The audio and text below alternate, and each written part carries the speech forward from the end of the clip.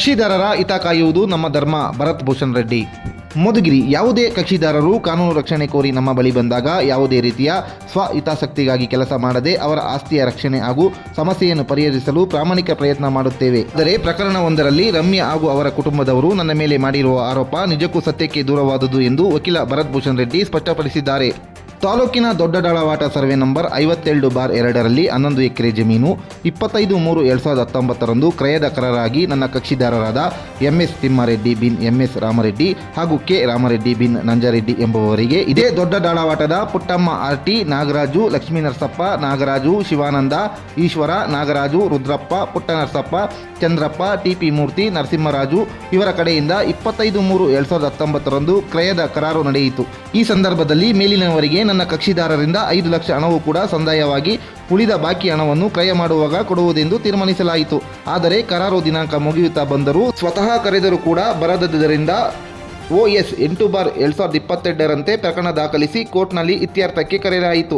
ಆದರೆ ನ್ಯಾಯಾಲಯದಲ್ಲಿ ಕಾನೂನು ಹೋರಾಟ ಮಾಡಿ ನನ್ನ ಕಕ್ಷಿದಾರರಿಗೆ ಡಿಗ್ರಿ ಮಾಡಿಸಿ ಉಳಿದ ಹಣವನ್ನು ಕೂಡ ಸಂದಾಯ ಮಾಡಲಾಗಿದೆ. ಎಲ್ಲವೂ ಕಾನೂನಿನ ಚೌಕಟ್ಟಿನಲ್ಲಿ ನಡೆದಿದ್ದು ಇವರ ಕುಟುಂಬದವರು ಎಂದು ಹೇಳಿಕೊಂಡು ರಮ್ಯಾ ಹಾಗೂ ಇತರೆ 10ಕ್ಕೂ ಹೆಚ್ಚು ಮಂದಿ ನ್ಯಾಯಾಲಯದ ಆವರಣದಲ್ಲಿ ನನ್ನ ಮೇಲೆ ವೃಥಾ ಆರೋಪವನ್ನು ಮಾಡಿದ್ದು ಅದು ಪತ್ರಿಕೆಗಳಲ್ಲಿ ನನ್ನ ದೋಷಿ ಎಂಬುದಾಗಿ ಬಿಂಬಿಸುವ ನಿಟ್ಟಿನಲ್ಲಿ ಅವರು ಆರೋಪ ಮಾಡಿದ್ದರು.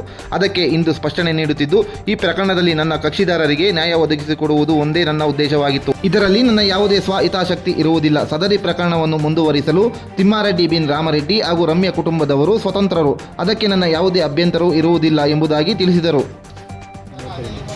ಭರತ ಭೂಷಣ್ ರೆಡ್ಡಿ, ವಕೀಲರು. ನಾನು ಮಧುಗಿರಿಯಲ್ಲಿ ಪ್ರಾಕ್ಟೀಸ್ ಮಾಡ್ತೀನಿ ಕಳೆದ 20-22 ವರ್ಷದಿಂದ.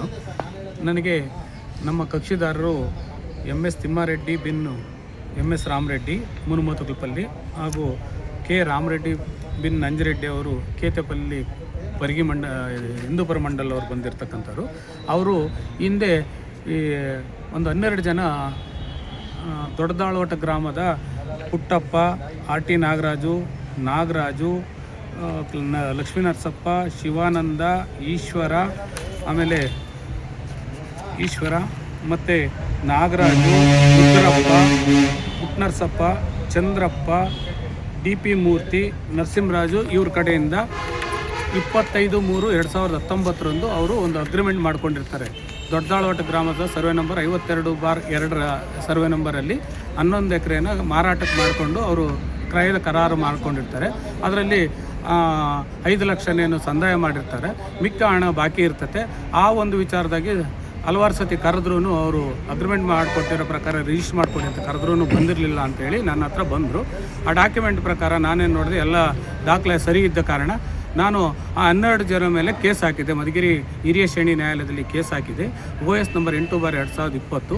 ಆ ಕೇಸು ಆ ನೋಟಿಸ್ ಎಲ್ಲ ಪ್ರತಿವಾದಿಗಳು ತಗೊಂಡು ಒಂದು ದಿನ ಬಂದು ನ್ಯಾಯಾಲಯದ ಸಮಕ್ಷಮದಲ್ಲಿ ದಿನಾಂಕ 18/3/2020 ಬಂದು ನ್ಯಾಯಾಲಯದಲ್ಲಿ ಮಿಕ್ಕ ಹಣವನ್ನು ತಗೊಂಡು ಅವರಿಗೆ ರಾಜಿ ಸಂಧಾನದ ಮೂಲಕ ನ್ಯಾಯಾಲಯದ ಸಮಕ್ಷಮದಲ್ಲಿ ಜಡ್ಜ್ಗಳ ಸಮಕ್ಷಮದಲ್ಲಿ 12 ಜನ ಪ್ರತಿವಾದಿಗಳು ಮತ್ತು ವಾದಿಗಳಿಬ್ಬರು ಬಂದು ಎಲ್ಲ ನಾವು ರಾಜಿಯಾಗಿದ್ದೀವಿ, ನಮ್ಮ ಕೇಸ್ನ ಇತ್ಯರ್ಥಪಡಿಸ್ಕೊಡಿ ಅಂತ ಹೇಳಿದಾಗ ಅವರು ರಾಜಿ ಪ್ರಕಾರದಂತೆ ಇತ್ಯರ್ಥಪಡಿಸ್ಕೊಟ್ವಿ.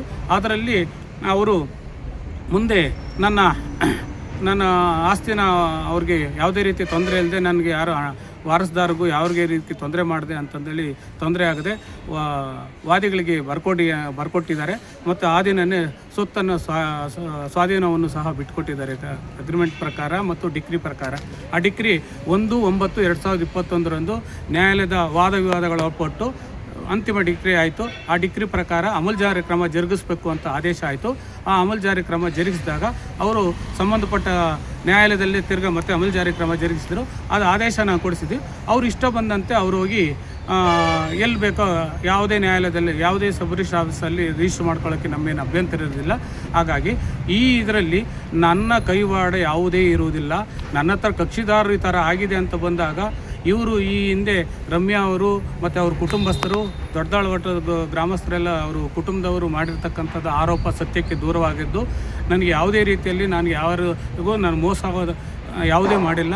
ಮತ್ತು ನಾನು ನ್ಯಾಯಾಲಯದ ಹಿತದೃಷ್ಟಿಯಿಂದ ಹಾಗೂ ಕಕ್ಷಿದಾರ ಹಿತದೃಷ್ಟಿಯಿಂದ ಸಂಬಂಧಪಟ್ಟವರು ಬಂದು ಎಲ್ಲರೂ ಆಧಾರ್ ಕಾರ್ಡು ಮತ್ತು ಅವರು ಐಡೆಂಟಿ ಪ್ರೂಫ್ ಎಲ್ಲ ನ್ಯಾಯಾಲಯದಲ್ಲಿ ಹಾಜರುಪಡಿಸಿ ಮತ್ತು ತೆರೆದ ನ್ಯಾಯಾಲಯದಲ್ಲಿ ಜನತಾ ನ್ಯಾಯಾಲಯದಲ್ಲಿ ಅವರು ಡಿಕ್ರಿಗೆ ಸಹಿ ಮಾಡಿದು ರಾಜಿ ಅರ್ಜಿ ಪ್ರಕಾರ ಅವರು ನಮ್ಮ ಕೇಸನ್ನು ಇತ್ಯರ್ಥಪಡಿಸ್ಕೊಂಡು ಅವರು ಹಣ ತೊಗೊಂಡು ಅವರು ಹೋದರು.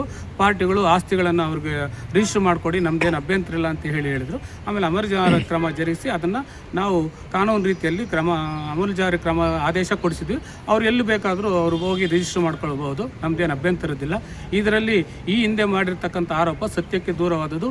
ಅದರಲ್ಲಿ ಯಾವುದೇ ರೀತಿಯಲ್ಲಿ ನನ್ನ ಕೈವಾಡ ಇರುವುದಿಲ್ಲ. ನನ್ನ ಹಿತದೃಷ್ಟಿ ಆಗಲಿ, ನಮಗೆ ಯಾವುದೇ ರೀತಿಯ ನನ್ನ ಸ್ವಂತಕ್ಕಾಗಲಿ ನಾನು ಯಾರಿಗೂ ಮೋಸ ವಂಚನೆ ಯಾವುದೂ ಮಾಡಿರ್ತಕ್ಕಂಥದ್ದಲ್ಲ.